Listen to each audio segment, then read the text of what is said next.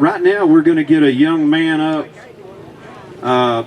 His name's Jaquon Stembridge. He's going to speak. Jaquon, come on up, brother. Thank you so much. I'm going to start off by introducing myself. My name is Jaquon Stembridge. I'm 18 years old, and I'm from Greene County, Georgia. Every time I go somewhere, people always say, well, how'd you get involved in politics at such a young age? Well, it all started in 2020 during the COVID-19 pandemic when the world was shut down and we had nothing else we could do. The government was doing everything they could to shut all of us down and stop us from going to church, stop me, in my case, from going to school. And I grew up as an only child by a single mom. And so when COVID happened, it had a big impact on me because school was the thing that kind of had my social drive going. And so when they shut down the schools, I got very invested in it. And so prior to COVID, I had heard a lot of bad things about the Republican Party. I heard the Republicans were racist, homophobic, xenophobic, all of these things that the media say about Republicans, and I kind of fell for it because I was a young person who didn't know much.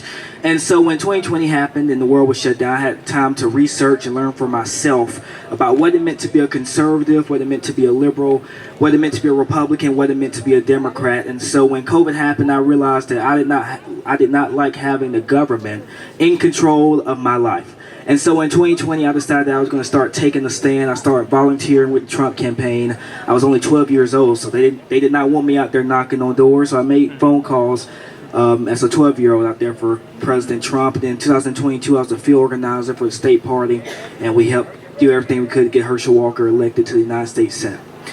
After 2022, I decided that I was going to start up the Georgia's 10th Congressional District, Teen Republicans, and our entire goal was to get more young people involved in the political process and be able to show them that conservatism works. And ever since 2023, I've been going around this state and going to other states as well and speaking about conservatism. What does it mean to be a conservative?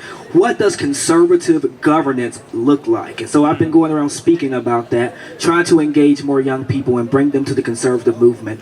Because as you all know, we are at a pivotal point in our country. We have the most important election of our lifetime that's coming up in November. Well, really, we don't have election day anymore. It's election season. And it's coming up, and it's going to be starting here in October for us. And so we have a goal.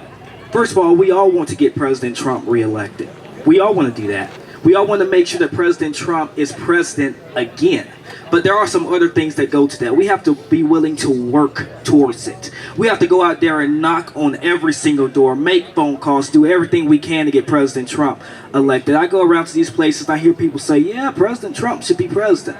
But they're doing nothing, absolutely nothing, to actually help get him back to the White House. We can't sit around, complain about CNN, complain about Fox News, but then don't go out there and do anything. We have to actually bring the message to voters who have never heard the conservative message before. And so that's what I've been doing since 2023, and I've been loving going around speaking about conservatism because our country is at stake. We saw during COVID a few things happen. When they shut down the schools, we saw that the standards were lowered in schools, and conservatives kind of sat back and we didn't do nothing about it.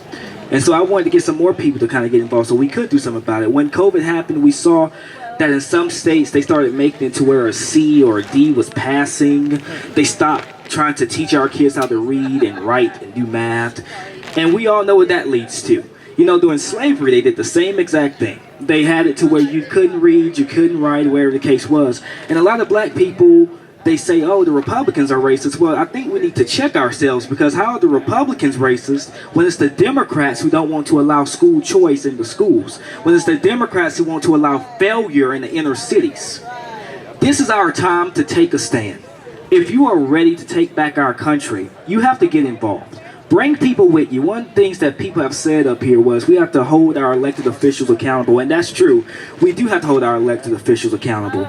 But it's going to be hard to save our country if we're not saving or if we're not there fighting for candidates who have our values. And that's why I want to get young people involved, because in 2022 we saw something happen. Number one, Georgia was the #1 battleground state for youth turnout out of any other state. We was the #1 state for youth turnout out of any battleground state. You know who those youth voted for? The Democrats. Even after all the failed governance we've seen from Joe Biden and Kamala Harris, youth was still willing to go out there and vote for the Democrats because the Democrats were giving them something that sounded good, and we were doing nothing. Democrats are going out on college campuses. They're telling them why liberalism is good, telling them we're going to make your college free. We're going to do all this stuff so that you can feel good for the moment. And what we do, we sit back and we say, oh, these young people are being brainwashed, but we're doing nothing to show them why our policies do work. But instead, we just tell them why liberalism is bad. We have to stop doing that. It's time to actually go out there and educate the next generation of voters of why they should be voting for conservative leaders, real conservative leaders.